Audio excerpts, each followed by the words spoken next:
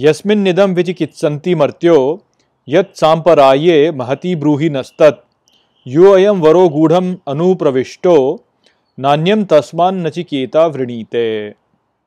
नमस्कार मित्रों। ये जो मंत्र है ये कठोपनिषद के प्रथम अध्याय की प्रथम वल्ली का 29वां मंत्र है और आज के वीडियो में हम इस मंत्र को गहराई से समझेंगे। तो आइए सबसे पहले इसके अर्थ को समझते हैं। तो जो मंत्र है वो कहता है यस्मिन्निदं विचिकित्सन्ति मर्त्यो, अर्थात जिसमें यहाँ शंका करते हैं हे मृत्यु, यत् सांपराये महती ब्रूहि नस्तत्, अर्थात जिस शंका से बड़ी कहते हैं नहीं है कोई। योऽयं वरो गूढ़म अनुप्रविष्टो, अर्थात जो ये वर गूढ़ में प्रवेश करने का है, नान्यम तस्मान नचिकेता वृणीते, अर्थात नहीं अन्य उससे नचिकेता चुनता है।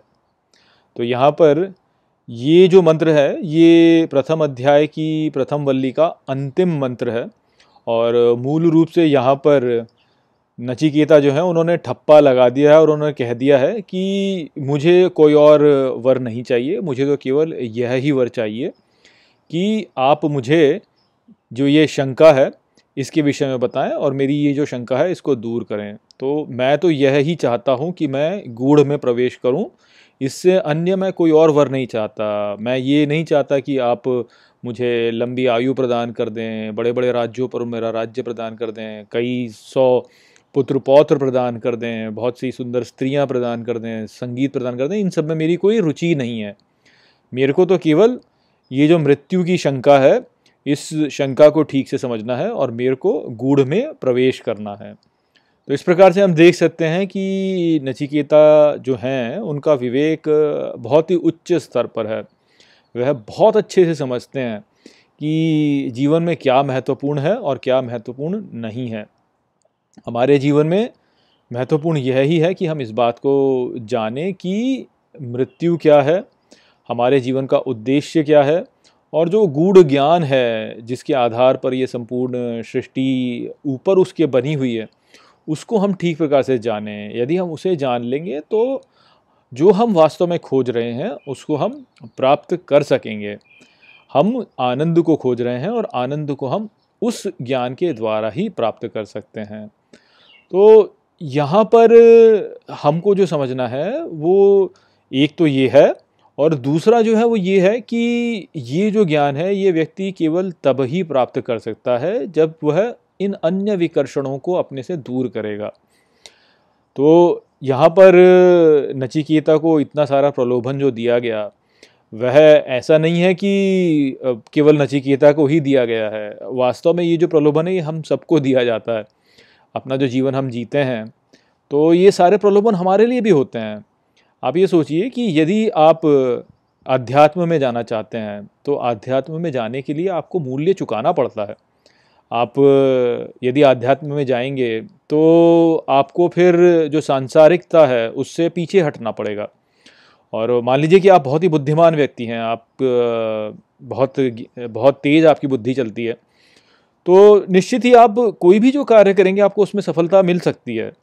और आप यदि दूसरों से तुलना करेंगे तो देखेंगे कि आपके जो मित्र थे जो कि आपके साथ ही थे और आपके साथ में ही उन्होंने जो है पढ़ाई लिखाई की, आप देखेंगे कि वह बहुत प्रगति कर रहे हैं।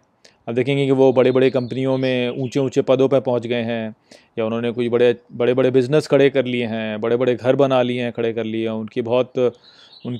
उनका परिवार जो है उसमें विस्तार हो गया है। और आप मान लीजिए कि अध्यात्म के मार्ग में जाते हैं तो आपको ये सब छोड़ना होगा। आप ऐसे बड़ी बड़ी कंपनियों में बड़े बड़े पद पर नहीं जा सकते क्योंकि वहाँ पर जाने में जो आपको प्रयास करना होगा वो फिर आपका जो अध्यात्म से समय है उसको वो ले लेगा, तो आप अध्यात्म में प्रगति नहीं कर पाएंगे। तो आपको ये सब त्यागना पड़ेगा ना। आपको ऊंचे ऊंचे पद जो है उनसे दूर जाना होगा। आपको हो सकता है कि आप बड़े घर ना खड़े कर पाएँ, आपका बड़ा परिवार ना हो पाए। और अब संसार जो है वह तो तुलना संसार के अनुसार ही करेगा। तो वो तो यह ही कहेगा आपको कि आपने तो अपना समय व्यर्थ कर दिया, आपने तो कुछ किया ही नहीं। देखिए आपके साथ वाले लोग जो हैं वो तो बड़े बड़े पद पे पहुंच गए, कोई तो सीईओ हो गया, कोई तो बिजनेसमैन हो गया बड़ा, किसी ने बड़ा बड़ा खड़ा कर दिया अपना बिजनेस अच्छा तगड़ा। देखो उनके कितने बच्चे हो गए, देखो कितने घर खड़े कर लिए उन्होंने, देखो उनकी पत्नियां जो हैं कितने सुंदर सुंदर गहने और वस्त्र पहनती हैं। आपको यही कहा जाएगा। तो क्या आप में ये क्षमता है कि आप इस बात को समझ सकें, झेल सकें, इस बात को देख सकें इसको, और ये इससे प्रभावित ना हो।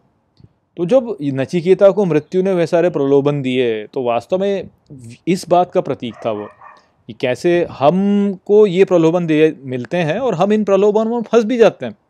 अधिकांश लोग ये इसको नहीं झेल पाएंगे। अधिकांश लोग सोचेंगे कि अरे नहीं, मैं भी बड़ा घर खड़ा करूं, मैं भी ऊंचे पद पे जाऊं। क्यों? क्योंकि मेरे साथ जो कॉलेज में पढ़ता था, मेरे साथ स्कूल में पढ़ता था, वो तो देखो कहाँ पहुंच गया, तो मुझे भी पहुंचना है वहाँ पे। ऐसा सोचेंगे हम यही तो सोचेंगे। तो ये प्रलोभन ही तो है, ये वास्तव में मृत्यु के द्वारा हमें प्रलोभन ही दिया जा रहा है ये। तो ये जो चीज़ है, इसके चक्कर में नचिकेता नहीं पड़े। नचिकेता ने बोला कि नहीं, मुझे तो ये जो गूढ़ है इसी को जानना है, यही है मेरा जो लक्ष्य है, मेरे को और किसी में कोई रुचि नहीं है। तो नचिकेता का विवेक कितने ऊंचे स्तर पर है, इसको आप इस बात से समझ सकते हैं। तो हम लोगों को भी जो है, यदि गूढ़ को जानना है, यदि हमको मृत्यु को समझना है, यदि हमको आध्यात्म में प्रगति करनी है, तो इन सभी से हमें दूर जाना होगा। और संसार जो है ये आपको वहीं खींचेगा। आपके जो परिजन हैं, आपके जो घर वाले हैं, वो तो यही कहेंगे आपको कि देखो, तू जब स्कूल में पढ़ता था तो तेरे उससे नंबर अच्छे आया करते थे, लेकिन देख आज तो वो जो है कंपनी में, देखो वो तो मैनेजर बन गया है, और तू जो है तू तो कुछ है ही नहीं, तू तो ऐसे ही बस पड़ा हुआ है। इस प्रकार की बातें आपको बोली जाएंगी, और आप में इतनी शक्ति होनी चाहिए कि आप उसको उसको धारण कर सकें और आप पे प्रभाव ना पड़े। तभी जो है आप इस गुण को प्राप्त करने के योग्य होते हैं। तो इसको केवल कथा मत मानिए, ये बहुत गहरी बात है जो कि यहाँ पे कही गई है। तो यही संदेश यहाँ पर इस प्रथम अध्याय में था।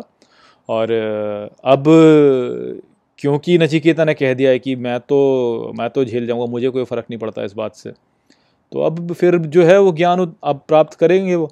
अब मृत्यु उनको ज्ञान देना आरंभ करेंगे। तो ये बात आपको भी सिद्ध करनी होगी, मृत्यु के आगे ये सिद्ध करना होगा, तो स्वतः जो है आपको भी वह ज्ञान प्राप्त होने लगेगा।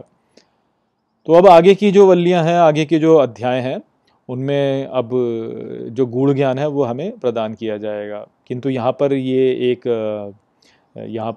एक पृष्ठभूमि थी, और आपको यह ही बताया गया था कि इस ज्ञान को प्राप्त करने के लिए किस प्रकार से जो है आप इसके योग्य होते हैं। तो यहाँ पर जो है प्रथम अध्याय की प्रथम वल्ली समाप्त होती है, और अब हम द्वितीय वल्ली पर जाएंगे। चलिए, नमस्ते।